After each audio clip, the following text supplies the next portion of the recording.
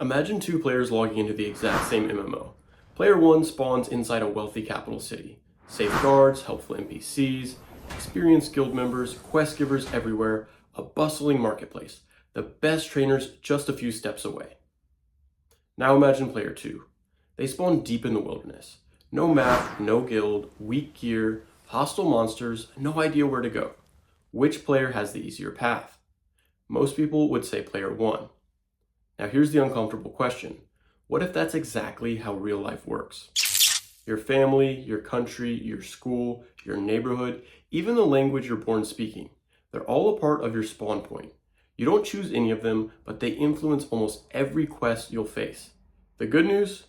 Your spawn point affects the difficulty. It doesn't decide the outcome. In almost every RPG, your starting location matters a lot. It determines what resources are nearby, which enemies you'll fight first, who teaches you, what opportunities you even know exist. Real life is surprisingly similar. Your spawn point includes things like your country, your state or city, your neighborhood, your family, your household income, your parents' education, your school, your friends, and your community. You don't choose any of these. Some players are born into families that own businesses, others are born into families working 3 jobs just to survive. Some grow up surrounded by entrepreneurs. Others never meet a business owner until adulthood. Some have parents who teach them investing at 16. Others don't hear the word index fund until they're 30. The same game, very different starting zones. That doesn't mean one player automatically wins, but it absolutely changes the early game. One of the biggest advantages isn't even money, it's language. If you were born speaking English, you already received one of the strongest passive buffs in the game. Think about it. Most of the world's largest businesses operate in English. The majority of programming documentation is written in English. Many of the best books, courses, podcasts, and research papers are all available first in English. The internet itself heavily favors English speakers. Imagine 2 players trying to learn the exact same skill. One can instantly access millions of free videos, books, communities, and tutorials. The other first has to translate everything. That's not impossible, but it is another obstacle. Language is like unlocking an entire region of the game. It's an advantage many people never even realize they have because they've always had it. Every RPG character starts with different attributes: strength, intelligence, charisma, dexterity, luck. Real life has starting stats too. Maybe you naturally learn quickly, maybe you're incredibly disciplined, maybe you're outgoing and confident, maybe you're naturally athletic, maybe you have incredible emotional resilience, or maybe those areas started much lower. Some people grow up speaking confidently because that's what they saw every day. Others spend years overcoming fear of speaking. Some people are taught discipline early. Others have to build it from scratch. None of this is your fault, but once the game starts, those are the stats you begin with. The important part is remembering something gamers already know.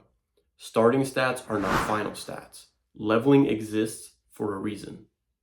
Here's something most people underestimate. Information compounds.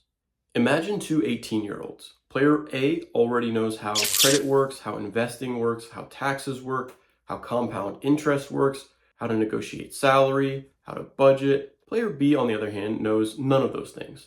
Not because they're less intelligent, simply because nobody ever taught them. That's like giving one player the official strategy guide, while the other has to discover every mechanic by trial and error. Information doesn't guarantee success, but it dramatically reduces unnecessary mistakes. That's why one of the highest ROI investments in life is simply learning. Every book, every podcast, every mentor, every new skill helps you level up. Here's where many people get stuck. They focus so much on where they started that they stop paying attention to where they're going. Think about any MMO you've ever played. A level 60 player from a different starting zone will always beat a level 5 player who started in the richest city. Levels matter, experience matters, time invested matters. Some people spend years complaining about their starting area. Others quietly grind. They level their skills, they upgrade their equipment, they join better guilds, they learn new strategies, and eventually, nobody even remembers where they spawned. They only see the character they've built. Real life works the same way.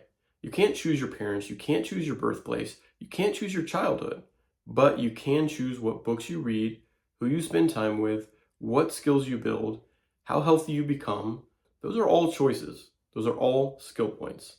Look, life isn't perfectly fair. Games aren't either. Some characters absolutely start with advantages.